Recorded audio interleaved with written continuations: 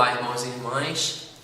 Dando continuidade ao nosso estudo bíblico, nós agora vamos ver, no vídeo passado nós vimos sobre os evangelhos em geral. Agora nós vamos começar a detalhar cada um dos 4 livros dos evangelhos. Vamos começar com o primeiro deles, que é o Evangelho segundo São Mateus.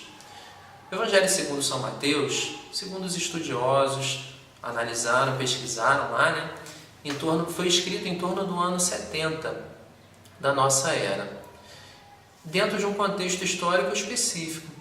Ele foi escrito pouco depois, pelo que se apurou, da destruição do Templo de Jerusalém pelos romanos no ano 70, em um contexto em que começou a acontecer a morte ou a dispersão dos apóstolos e também o aumento das comunidades cristãs por toda aquela região da Ásia, espalhando a partir da Palestina.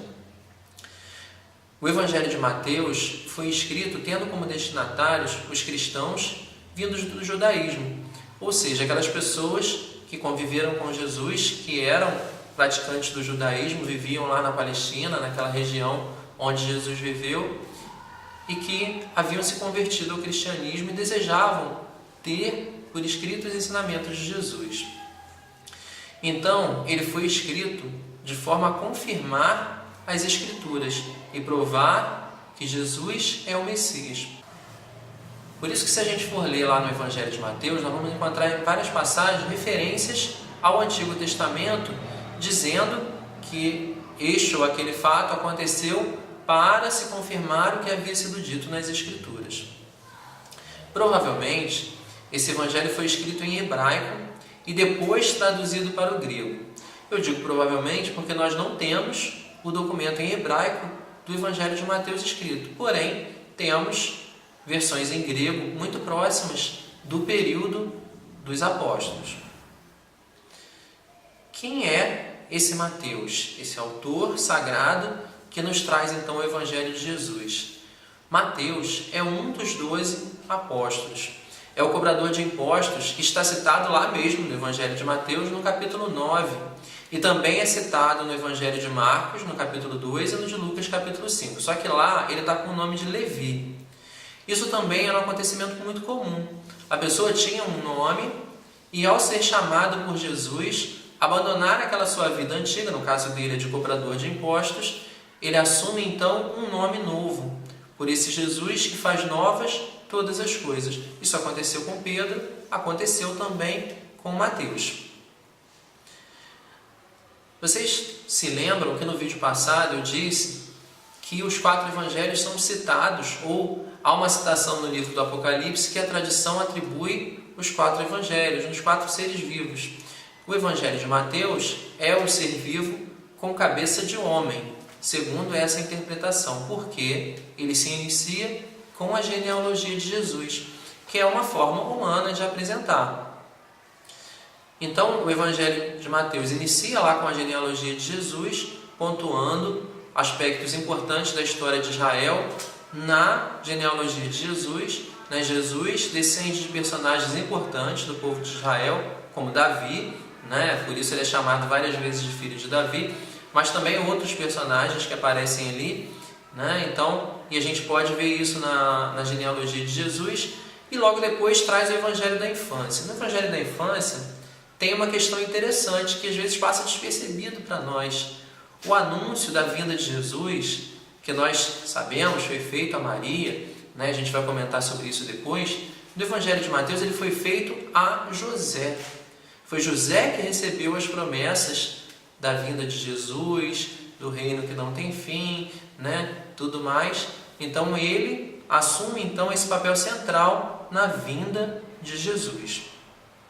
Também lá no Evangelho da Infância, nós temos alguns acontecimentos interessantes. A visita dos magos, a fuga para o Egito, o massacre dos inocentes. Isso tudo está contido lá no início do Evangelho de Mateus, nos seus 2 primeiros capítulos.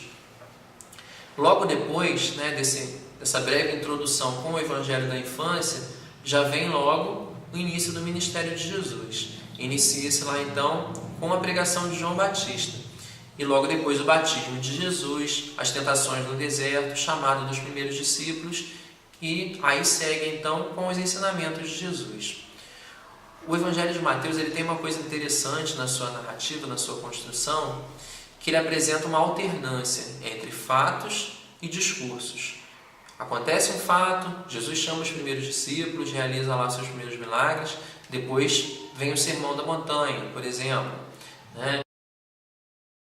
Depois tem o discurso apostólico, né? Então, sempre assim, fato, depois discurso, ensinamento. Ao longo dos capítulos do Evangelho, isso vai se repetindo, a gente vai perceber isso várias vezes.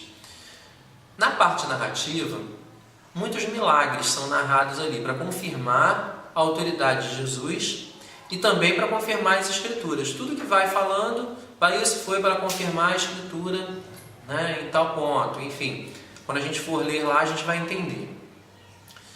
E nos discursos, repletos de associações também ao Antigo Testamento, o próprio Jesus, né, no Sermão da Montanha, ele diz lá, né, foi dito que você não deve matar o seu irmão, e aí, mas quem se encolerizar contra o seu irmão será julgado no tribunal. Enfim, Jesus vai associando ao Antigo Testamento o seu próprio ensinamento, mostrando claramente que ali aquela escritura se cumpriu. E também nos discursos de Jesus, no Evangelho de Mateus, nós temos as parábolas, né, que são a parte lúdica, vamos dizer assim, do ensinamento de Jesus. Ele usa as parábolas, coloca as parábolas para mostrar com acontecimentos corriqueiros da vida o que ele quer nos ensinar. Então nós temos lá a parábola do semeador, nós temos a parábola dos talentos e outras, né? Lá no capítulo 13, por exemplo, nós vamos encontrar diversas parábolas lá. Isso é importante para a gente conhecer o que Jesus quer nos dizer com uma forma prática, né, do dia a dia. Não é do nosso dia a dia muitas vezes, mas é do dia a dia do povo que Jesus está falando, e é fácil para a gente entender também. Um acontecimento central que é narrado no Evangelho de Mateus e que nós da igreja percebemos ali claramente uma mudança narrativa é a profissão de fé de Pedro, que acontece no capítulo 16. Lá no versículo 14, versículos seguintes, quando Jesus pergunta: quem você diz que eu sou? Quem vocês dizem que eu sou? E Pedro responde: tu és o Cristo, o Filho do Deus vivo.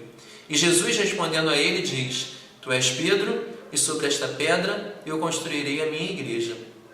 A partir desse ponto, Jesus não fala mais às multidões. O Evangelho já não coloca Jesus falando às multidões. Ele fala aos seus discípulos. Ou seja, a partir dali tem início então a construção da igreja do reino de Deus. Vejam, ali surge a igreja, vamos dizer assim, no ensinamento de Jesus, no início do Evangelho, né? Se a gente pegar o Evangelho do início ao fim, Jesus vai chamando os discípulos e tal. Naquele momento ali, ele fala claramente: sobre esta pedra construirei a minha igreja. Interessante, importante para a gente guardar e prestar atenção. Conforme o Evangelho vai chegando ao final, a gente vai percebendo que a narrativa vai se intensificando, vai tendo mais detalhes, vai ficando mais próxima, né? Os acontecimentos vão se aproximando. E, tanto que a gente pode ver que a narrativa dos acontecimentos da Semana Santa, a entrada de Jesus em Jerusalém, todos os demais acontecimentos que vão culminar na paixão de nosso Senhor Jesus Cristo, se iniciam lá no capítulo 21 do Evangelho de Mateus, que tem 28 capítulos, ou seja, os 20 primeiros capítulos tratam de todo o ensinamento de Jesus e os 8 últimos capítulos especificamente do final, né? Do final da sua missão, do final do seu ministério. Então a gente vê aí que há um destaque maior para esse acontecimento, simplesmente porque é o maior acontecimento da história, né? A paixão, morte e ressurreição de nosso Senhor Jesus Cristo. O Evangelho de Mateus ele termina com um relato simples da aparição de Jesus após a ressurreição. Jesus aparece aos discípulos, fala, dá as instruções e vai ao céu. É bem simples, um relato fácil de entender. Aliás, a leitura toda do Evangelho de Mateus é muito fácil e direta. Não exige um conhecimento prévio, a gente não precisa ser grande letrado, mestre na Sagrada Escritura, ter muitos conhecimentos para poder compreender. É um evangelho de muito fácil compreensão. Uma outra coisa que eu acho importante da gente abordar O Evangelho de Mateus, ele não vem assinado. Não está escrito lá no final, quem escreveu esse Evangelho foi Mateus, né? Como é que a gente sabe que Mateus, aquele mesmo que a gente falou no início, o cobrador de impostos, que depois se tornou apóstolo, foi quem escreveu o Evangelho? Pela tradição da igreja. Vocês se lembram que eu falei no primeiro vídeo, né? E depois venho colocando isso? A igreja atesta a sacralidade das Escrituras. Não há Bíblia sem igreja. Vejam, a partir da tradição da igreja, que vai sendo transmitida pelos apóstolos, é que a gente sabe que quem escreveu esse livro foi um dos 12 apóstolos. Não há outra forma de se descobrir, de se saber. Os estudiosos laicos, né, que vão estudar, que não tem nada a ver com a igreja, que vão estudar lá, eles só podem dizer que foi uma pessoa próxima que escreveu. Mas não dá para afirmar quem é. A gente só consegue afirmar através da tradição da igreja. Então isso confirma aquilo que vem sendo falado nos vídeos, para vocês perceberem.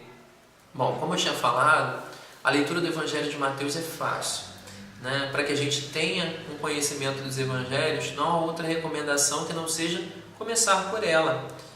Para aqueles que forem começar a conhecer, ou aqueles que já têm um conhecimento, mas que querem se aprofundar, vai lá na Bíblia, busca o Evangelho de Mateus, lê cada capítulo, né? Vai buscando entender, e aí com esses tópicos que a gente falou aqui, com os conhecimentos que a gente vai colocando, que são públicos, né? Não inventei nada do que estou falando aqui, o que foi dito está na internet, a gente consegue achar, tem publicações, é fácil, então a gente consegue perceber, consegue compreender esse Evangelho de forma muito fácil. E aí vamos ter a capacidade de anunciar muito melhor o reino de Deus. Nos próximos vídeos a gente vai continuar falando dos Evangelhos. Eu queria convidar você a acessar o vídeo lá no canal do iParoquial, curtir o vídeo, compartilhar com quem você quiser. Vamos divulgar esse ensinamento, os outros vídeos também, para que outras pessoas possam conhecer, possam também aprender um pouco mais sobre a Sagrada Escritura. Que Deus abençoe a todos. Até a próxima.